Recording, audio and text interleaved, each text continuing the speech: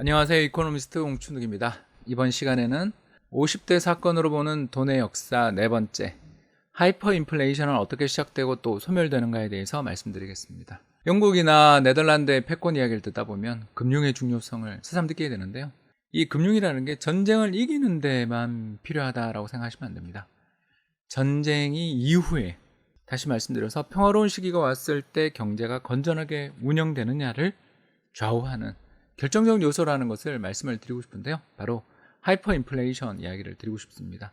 일각에서는 한국이 하이퍼 인플레이션을 겪게 될 거라고 이야기하시는 분들도 계시는데요. 저는 하이퍼 인플레이션보다는 우리는 디플레이션 리스크가 좀 더 크지 않나, 저희는 그렇게 좀 생각을 하고 있고요. 일단 하이퍼 인플레이션이 어떻게 발생하는지 또 어떻게 끝나게 되는지에 대해서 이해하시면 좀 이야기를 진행하는데 도움이 되지 않을까 생각됩니다.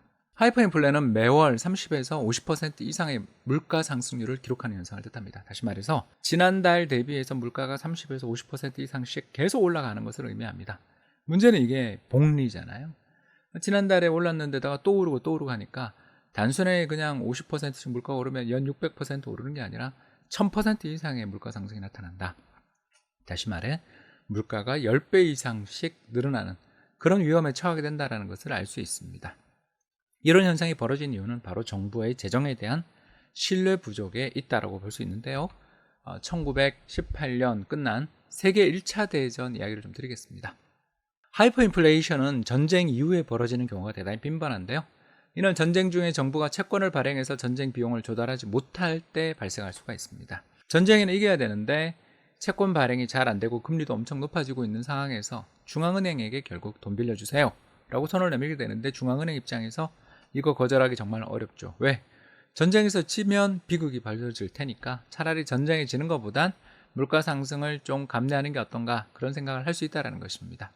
결국은 이제 이 과정에서 정부가 국민들에게 세금으로 충당하지도 못하고 더 나아가 국채를 발행해서 빚을 지지도 못할 정도로 심각한 부채의 문제, 재정적자의 문제들을 지게 되고, 이걸 중앙은행의 발권력에 의지해서 해결해 나가는 과정이 시작되면 사람들의 입장에서 보면 이거 앞으로 돈이 이렇게 많이 풀리니 더 나가서 그것을 지급 보증해 줄 수 있는 금리 존재하는 것도 아니고, 더 나아가 정부가 세금을 효율적으로 잘 걷는 것도 아닌데 이거 빚을 어떻게 갚으려고 이러는 거지? 위험하겠어. 뭐 이런 신뢰의 문제들이 생긴다는 것입니다.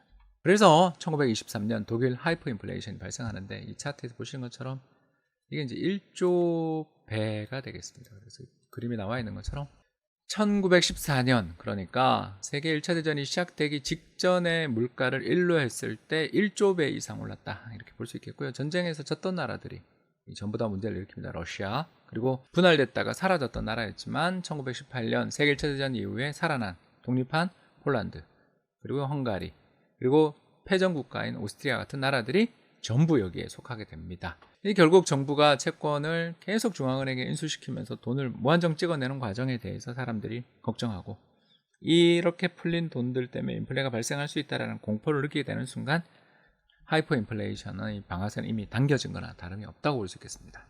결국 세계 1차 대전 이후에 영국이나 프랑스가 하이퍼 인플레를 경험하지 않은 이유는 뭐 당연한 이야기입니다만, 자국민을 대상으로 해서 국채를 발행했거나 혹은 바다 건너 있는 전쟁의 참화에서 벗어나 있었던 미국 뉴욕의 채권 시장에서 자금을 발행해서 그걸로 전쟁 비용을 조달했다라는 겁니다. 반면 독일이나 러시아, 오스트리아 등 이게 불가능한 저신뢰 국가국 혹은 국내의 채권 시장이 약한 나라들 또는 글로벌 채권 시장에서 제대로 인정받지 못한 나라들이었다라는 겁니다. 결국 화폐를 찍어 전쟁 비용 충당하고 국민의 신뢰도 잃고 전쟁도 지는, 결국 경제력이 전쟁에서 가장 중요한 승패를 결정짓는 요인이다라는 것은 뭐 이미 익히 아시니까 넘어가겠습니다. 그러면 이 부분을 이제 설명해야 되겠죠. 어떻게 해서 하이퍼 인플레이션은 끝나는가? 바로 제프리 삭스 교수가 썼던 책 빈곤의 종말이라는 책을 한번 인용할까 하는데요.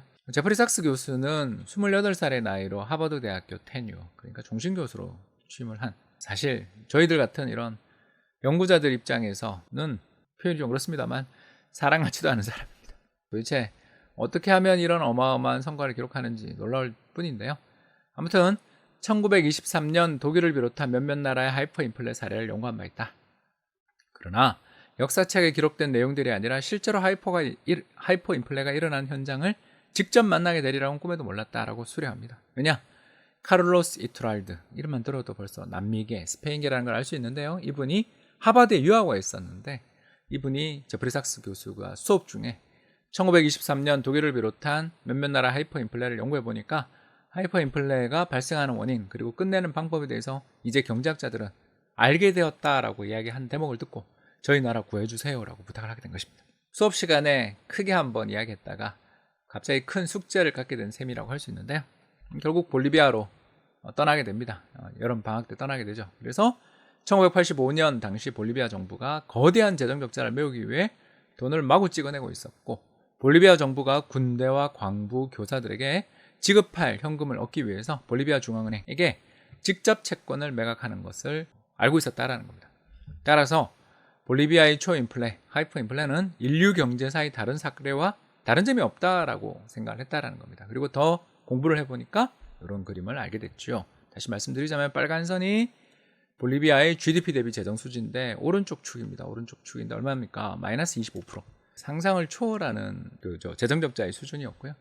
이렇게 어마어마한 재정 수지의 적자가 벌어지는 과정에서 중앙정부가 세금을 조달해서 지출을 하기보다는 중앙은행 가서 돈을 빌리는 방향으로 돈을 쓰니까 어떤 일이 벌어져요. 하이퍼 인플레이션가 발생하는 거죠. 그래서 소비자 물가가 파란 선이고 왼쪽인데 여기 보시면 10,000%를 넘어서는 정확한 24,000%까지 인플레이션이 올라갑니다. 끔찍하죠. 그러나 제프리 삭스 교수가 도착했던 1985년부터 뭔가 달라지는 게 보이죠.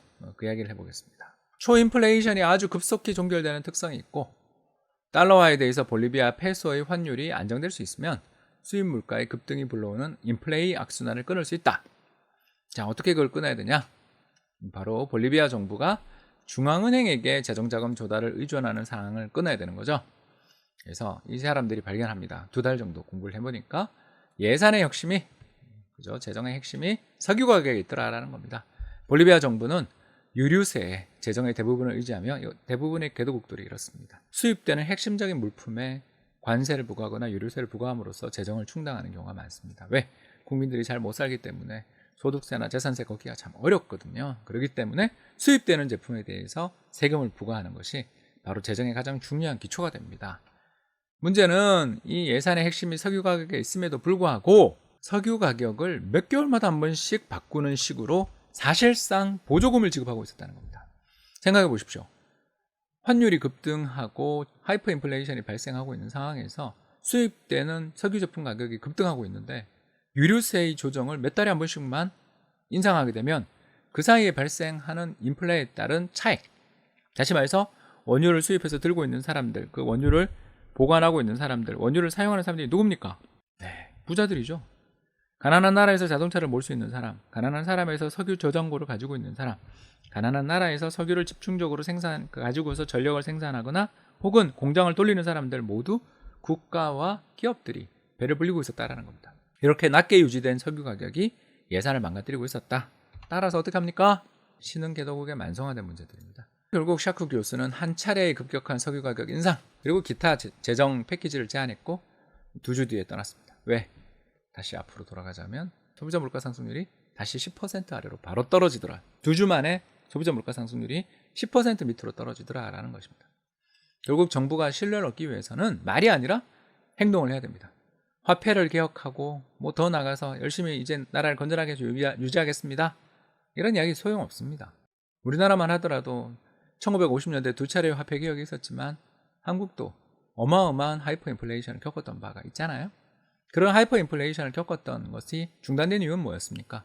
전쟁 끝나고 대외원주 받으며 경제가 안정된 다음 정부가 화폐를 그렇게 발행하지 않고 정부의 세금을 걷어 다른 나라의 원조를 이용해서 재정을 건전화시키면서부터 살아난 거 아니겠어요? 다른 나라도 마찬가지입니다. 재정 수지를 건전화하고 국민들에게 세금을 걷어서 특히 세금을 거둘 수 있는 사람들은 가난맹이가 아니라 부유한 사람들이죠. 그 부유한 사람들한테 세금을 제대로 걷겠다. 가장 중요한 게 뭐다? 석유 가격에 대한 패키지다. 세금을 즉각 인상해라 라는 것입니다. 그러면 하이퍼 인플레이션의 리스크는 사라진다. 베네수엘라 사태도 마찬가지죠. 이 그림 보시면 녹색 선이 재정 적자인데 오른쪽이죠. 마이너스 30%. 특히 볼리비아 정부가 마이너스의 재정 수지를 이어갔던 시점이 언젠가를 살펴보시면 2010년대 초반입니다. 결국 지금 현재 볼리비아 정부 이전에 있었던 차베스 정부가 대규모 재정 적자를 유발하고 또 석유 수출이나 석유 가격 등에 힘입어서 마음 편하게 국제유가가 높았으니까 마음 편하게 재정을 꾸려가다가 국제유가 폭락하면서부터 재정이 망가졌음에도 불구하고 지출은 줄이지 않으니까 사람들 입장에서 믿을 수 없는 나라, 신뢰의 부족 사태가 벌어졌다라고 볼 수 있겠습니다. 문제 어떻게 해결해야 되냐? 세금 인상해야 되는데 쉽지 않은 문제라는 것은 이미 느끼실 것입니다. 정치적으로 안정돼 있고 결단을 해야 가능한 문제입니다. 따라서 베네수엘라 문제는 일단 정정 불안이 진정된 다음에 새롭게 정권을 장악한 이니셔티브를 가지고 있는 어떤 정치 집단이 재빨리 유류세 관련돼 있는 특히 석유 관련돼 있는 세금을 적기에 어떻게 인상하느냐에 하이퍼 인플레이션의 운명이 달려있다고 말씀드릴 수 있겠습니다. 이런 면에서 놓고 볼 때 재정 적자는커녕 재정 흑자 기조가 이어지고 있는 한국의 상황에서 하이퍼 인플레이션 이야기하는 것은 조금 본말이 전도된 거 아닌가. 재정 수지를 일단 먼저 보라 라고 말씀을 드리고 싶습니다. 지금까지 시청해 주셔서 대단히 감사합니다.